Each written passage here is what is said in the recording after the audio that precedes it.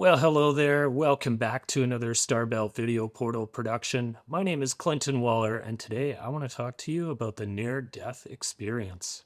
Ever since I was very young, I've always been interested in what happens after we die. I don't know why it's a morbid thing for a young kid to think about, and it is something that I've thought about my whole life. I was raised pretty religious. I'm not sure I really want to go into what kind of religion that was right now, but let's just say the idea of researching near death experiences was kind of verboten. It was forbidden. So when I was a little kid and growing up, I was given very neat and tidy religious answers to what life's all about and why we're here and what happens when we die.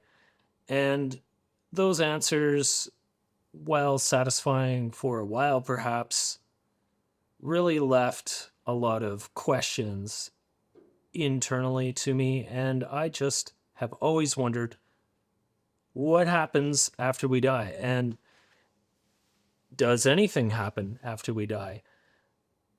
I guess the answer to that question is nobody knows. I don't know.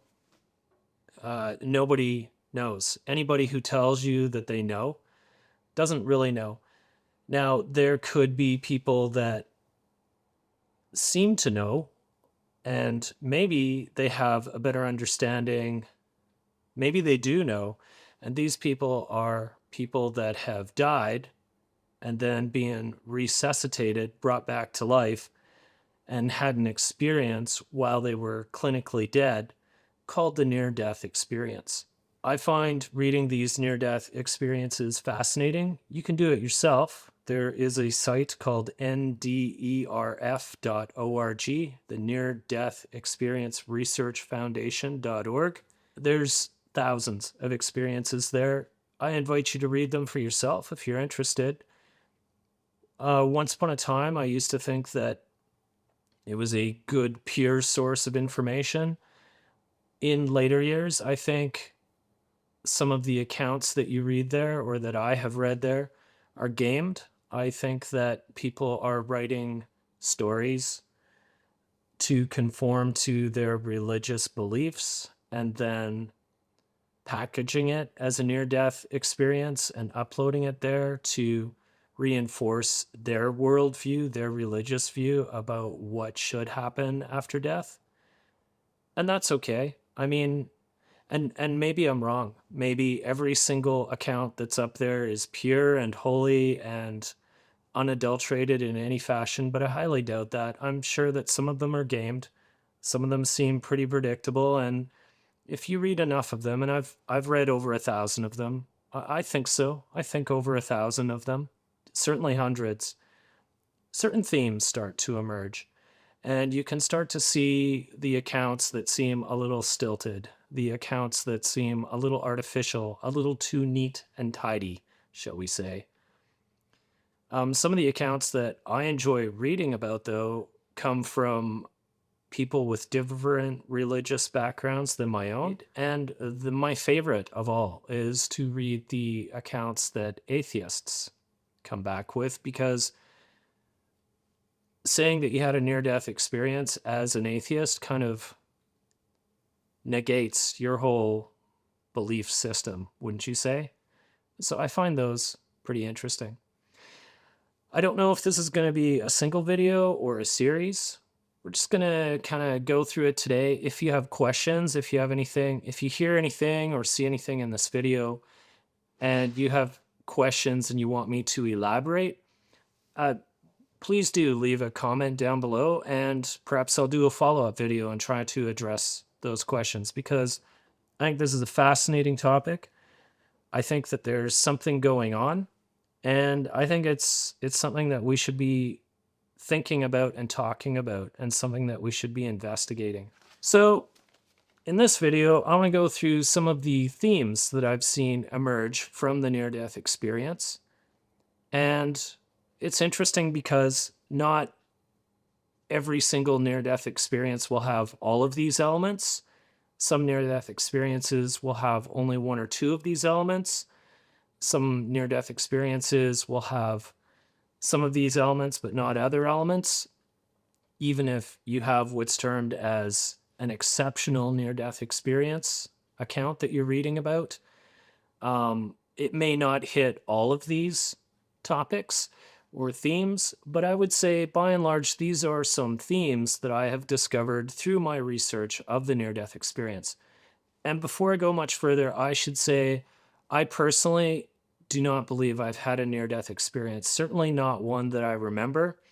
I've had moments in my life where I've been physically stressed, perhaps hiking in the forest and finding myself free climbing on a canyon rock wall. This happened to me once, and I realized that if I messed up, I was going to fall and maybe be seriously injured or die. And I sort of had a pop-up view of newspaper headlines.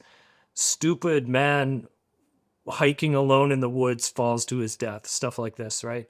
It was sort of interesting though, because it was like I was reading pop-ups in front of me of newspaper articles about, various ways I might have died in this situation. I wouldn't call that a near-death experience, and certainly I didn't die that day. I got down safely and vowed that I would never put myself in such a stupid situation again. But I guess there's another category called scare death experience. Maybe that was a scare death experience where I saw pop-ups of that whole term that I use called pop-up.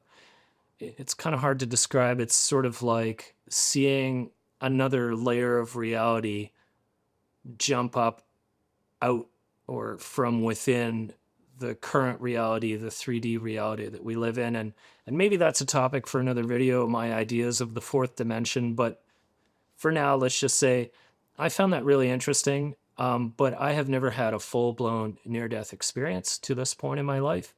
And there might be a good reason for that. I might decide never to come back. So perhaps I'm meant to enjoy my misery on this planet Earth until such time as I permanently leave it. But for now, let's talk about the near-death experience themes that other people tend to experience when they have a near-death experience. Okay, so a lot of near-death experiences obviously start with some kind of trauma or some kind of experience that causes someone to become dead. And often that can be drug use or it can be a vehicular accident. Those are the most common ones. There's people who have reported near-death experiences from dying on an operating table, for instance, during an operating procedure, or during a criminal attack, being, an attempted murder.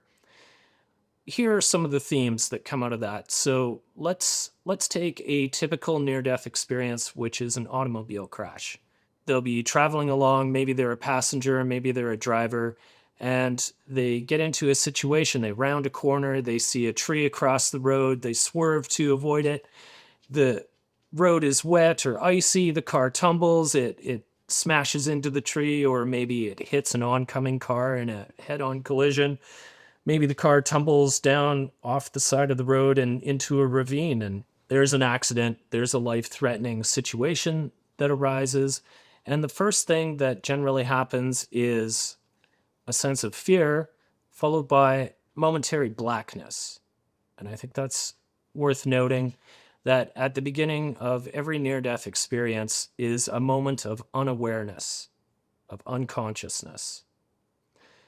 And for most people, that's where it ends. A lot of people who are technically dead and revived in an ambulance or on an operating table, the vast majority of them, I forget what the stat is. I think it's an astonishingly high amount. Something like only 6% of people remember a near-death experience.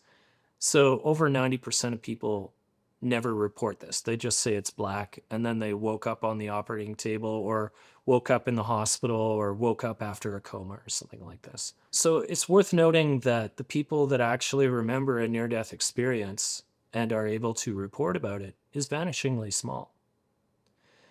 And it's also worth noting that during this particular time in our history, we have the ability to resurrect people who have had their hearts stopped through medical intervention, which is something that wasn't really available to humanity even just a couple of 100 years ago. So we have access to a deeper pool of population. There's more people on the earth than ever before in recorded history. And we have the ability to medically intervene in situations where in the past people might have been declared dead, where people can be brought back from death. And some of these people, and it's a small percentage, maybe 6% of them, have an interesting story. So after the initial moment of or time of unconsciousness or blackness, people become aware, some people become aware of being outside of their bodies. So this is called an out-of-body experience, or an OBE. And so these people will often be hovering over top of their body where, say, this car crash happened. They'll be trying to talk to people saying, I'm over there, or don't worry, I'm okay. If someone's crying because they saw someone go off the road or get in a car accident and think that they're dead, they're like, no, I'm fine, but no one can hear them. So it's kind of like they're ghosts at this point. They're like an entity outside of their body looking down on their body. They can see themselves, but often they don't recognize themselves right away. That's an interesting theme that comes out of this. They'll pop out of their bodies, they'll be looking around, they feel fine, and they don't immediately recognize the dead body on the ground or in the accident or on the operating table or whatever the case might be as themselves right away. But eventually they do. And then there's a bit of a shock when they recognize that. Another example is being operated on. A lot of these people who report the out-of-body experience appear to be hovering near the roof of the operating theater or in a corner of the roof and looking at these events that are happening as doctors frantically try to revive their body. They might even remember specific conversations that happen when they are, dead, when the medical equipment is clearly flatlined, doing the alarm. Everyone's yelling, cold blue, cold blue. They're rolling in the crash cart, and they might remember details that they shouldn't know, like the watch that the doctor was wearing, or the diamond ring details that the nurse was wearing, or conversations that occurred when they were technically dead. So it's pretty interesting. I mean, maybe one could argue that they weren't actually dead, that there was some brain activity still going on, and that the auditory inputs were registered in the brain somewhere, and that those created memories, and that those memories were recalled once they were revived. It's possible. I'm not going to discount that all of the near-death experience is really just something that happens in the brain. I want to reiterate, we don't know. I just find it fascinating, the themes that arise from this. So the first one is the out-of-body experience. People popping out of their body and looking at themselves from another perspective. Next, what will happen is in this out-of-body state, they will travel to other places, often instantaneously. Like, for instance, someone, say, a woman who has died on the operating table, will think about her mother or her husband or her children, and instantly she'll be in a scene with these people that she's thinking about. So they think about something or someone, and instantly they're there. And they hear conversations or see things going on that can be verified later as actually having happened, which seems impossible. The remembering things that happened or seeing things that happened in an operating theater or close by your own body could be explained away as maybe your brain was actually recording these things. But when someone jumps to somewhere, half a world away and can accurately describe what people were wearing, what they were doing, what they were talking about, there's no way they should be able to do that. And I find that fascinating. Of course, there's the possibility that it's all made up, that someone's making up this incredible story. That's a possibility too, I suppose. So, the next thing that happens often when someone has been outside of their body long enough and hasn't been revived, if they get revived, usually they get slammed back into their body again and they feel a lot of pain and they feel thick and heavy. But we'll talk more about that in a little bit. I want to talk about the progression, I suppose, of the near-death experience, the progressional themes, shall we say. So, if someone is not revived at that point, often they find themselves drawn to a dimensionless point of light or a very small point of light or a small star, or they feel dragged or like they're flowing or magnetically attracted or drawn in some direction against their ability to resist. And often this can manifest itself as a tunnel or a wormhole or concentric rings of smoke or an opening in the clouds. And there's a sense of extremely high speed. A lot of people have described this as like Star Wars when they engage the light drive and all the stars turn into streaks. That effect has been described. A feeling of moving at incredible speed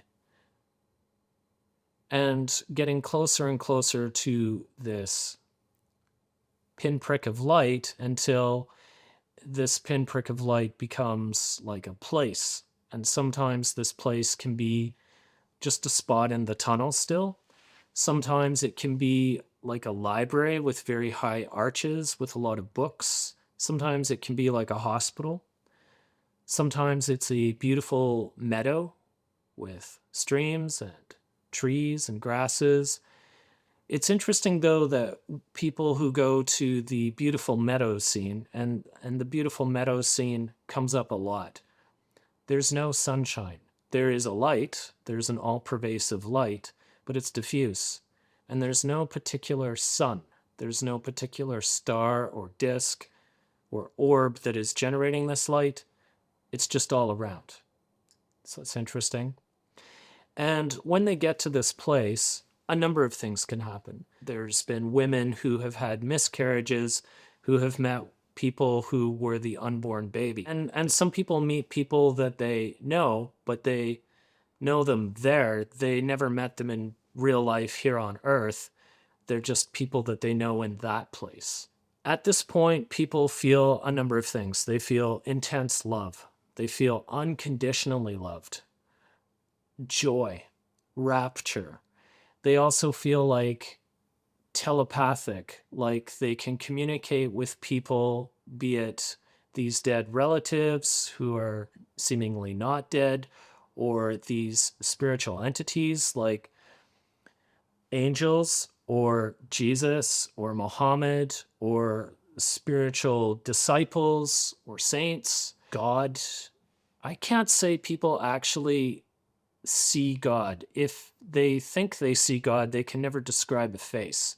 They might describe someone or some entity that was very bright and very loving and very kind, but they can never describe the face. So maybe that's God. I have some other ideas on maybe God isn't 100% in this realm, but God is certainly there and more evident than, say, in the third dimension where we're watching this video right now, perhaps. It's interesting that the spiritual entities that people report seeing in their near-death experience often reflect their own religious beliefs that they had here on Earth. And here's where I think sometimes there's a few things that could be going on. One is you see what you want to see. So whatever your thoughts are is what get created in this realm, this heavenly realm. Another idea is that maybe there really are patron saints, and whoever you provide your devotion to here on earth is who you will get to see when you go to heaven or this other realm. Or maybe they're made up, and this is where I think some of these near-death experiences have been gamed, where people with a certain religious upbringing really want to tie that into their religious worldview and make their near-death experience coherent with that, and maybe do some witnessing or proselytizing through their near-death experience review. So I don't always trust it when people say that they met the Virgin Mary or met Mohammed, peace be upon him, or met Jesus Christ, or met one of the apostles, or any of these things. Maybe they did. And I am not here to cast doubt on anyone's religion. And I want you to know that I respect your religious beliefs. And perhaps God does too. And maybe these people are exactly seeing what they expect to see. The next thing that happens is answers to everything. Like any question that can be raised, any question that anyone has, they instantly know the answer to. And it appears that this communication is happening, A, extremely fast, and B, via telepathy. It's like mind-to-mind communication, but it's more than mind-to-mind. It's like the emotions as well. The entire emotional, mental, I don't know because I have not experienced it directly. I've done some meditation. Even when I try and talk to you about some things, you might catch me staggering over my words because, for instance, I can feel things and it's hard for me to put them into words. Perhaps some of you can relate. And a lot of people who have had the near-death experience say that the telepathy that happened was all-encompassing. It encompassed the thoughts, it encompassed the emotions, everything. So that's pretty interesting. It's big, it's huge, much bigger, an expanded form of consciousness, suddenly knowing the secrets of the universe, knowing everything. Apparently, it's quite fantastic. And a lot of the informational themes that come out of here are that, well, one of them is reincarnation. And I had a real hard time with that because reincarnation was completely against my religious upbringing and worldview for a good chunk of the early part of my life. The notion that the soul or the spirit or you or me or us, we are eternal, and that we continue to take up bodies over and over again to reincarnate.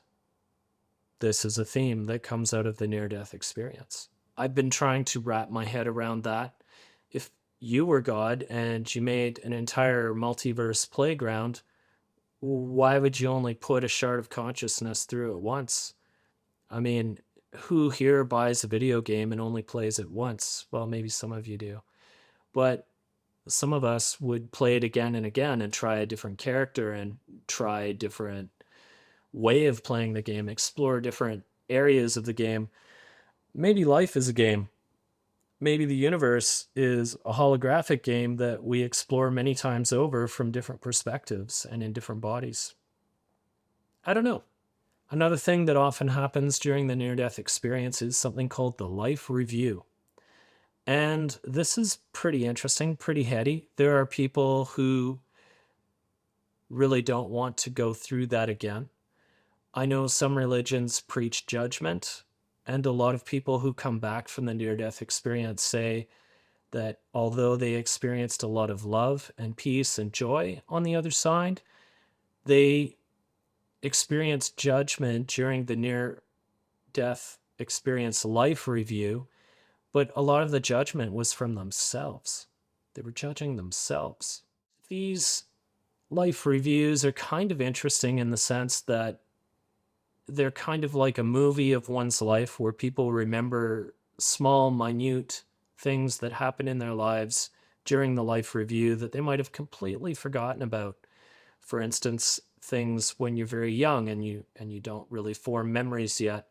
People see this in their life review, or small, seemingly inconsequential things where you might have said something snippy to someone at the office one day and you didn't think much of it, but it really affected the person that you said it to, and you get to see how it affected other people.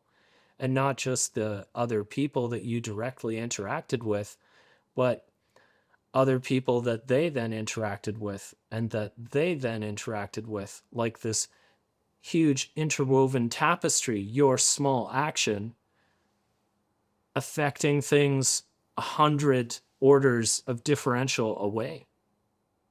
Really quite incredible. It really drives home the point that every little thing that we do, every little thing that we say, really means a lot. And here is something that comes back from the near-death experience. We should try to love one another. We should help one another. We should lift one another up. We should be kind to each other, because these have ripple effects that affect not only the person that we're interacting with in the moment, but hundreds, thousands of people beyond that, and also including ourselves. By being kind to somebody else, by loving somebody else, especially when it's hard to do so, especially when we're having our buttons pushed, helps ourselves as well. I have no sermon here. It's something I've noticed from the near-death experience. I can say, though, that from reading these, I've taken it to heart, and I do try my best to love people to the best of my ability. I have bad days. We all do. I think it's called being human. Some days I can be a real big jerk. And some days I'm unapologetic about it. Some days I'm just on a tear. I'm like, I'm in a bad mood, and I get to be in a bad mood today. Those are often not my proudest moments, and sometimes I can do a lot of damage that take me days, weeks, months to repair. There's people that I've offended who have never talked to me again, and I feel regret when that happens. I think being cruel and selfish makes my world smaller.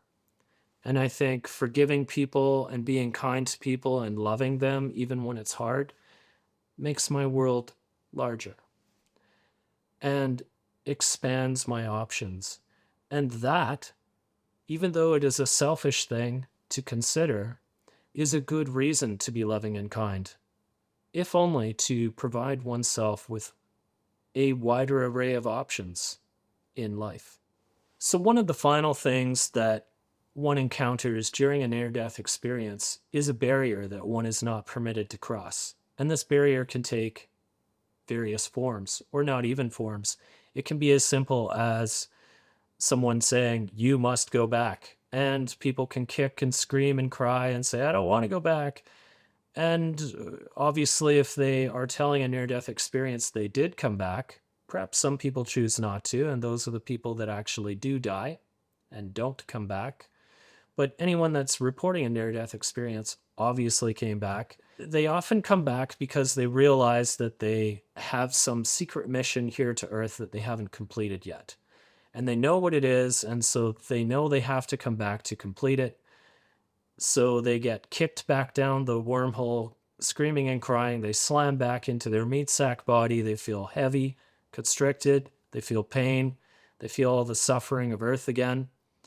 And do you know what? Not one of them can remember why they came back. They can remember generalities like I'm here to love people, or I'm here to do my best, or I'm here to raise my kids, or I'm here because my spouse needs me, or whatever. But specifically, even though these people might have been shown scenes of their future and specific elements that convinced them about why they had to come back and not stay in that beautiful place, nobody remembers. Not a one. And here's where I think something weird is going on. And I don't want to say sinister, but it is a little sinister. I want us to ask ourselves, why? Why can't we remember? For starters, we can't. If reincarnation is real, why can't we remember our past lives? And if there's no time, why can't we remember our future lives or our parallel lives? Why only this one? And the answer to that might be self-evident. If we were tuning all of them at the same time, maybe we wouldn't be in the third dimension. Maybe we'd be in that fifth dimensional heaven. Yeah, it's interesting. It seems like it's part of a big game. And part of that game is a contract to forget. Ain't that weird, eh? I just really want us to think about that. Why do we choose to forget? Why we are here? Why do we choose to forget why we're here? Why are we not allowed to know why we're here? Yeah. Oh, let's talk some more about the barrier that one cannot cross. Sometimes in the beautiful field or whatever, it'll be like a low stone fence.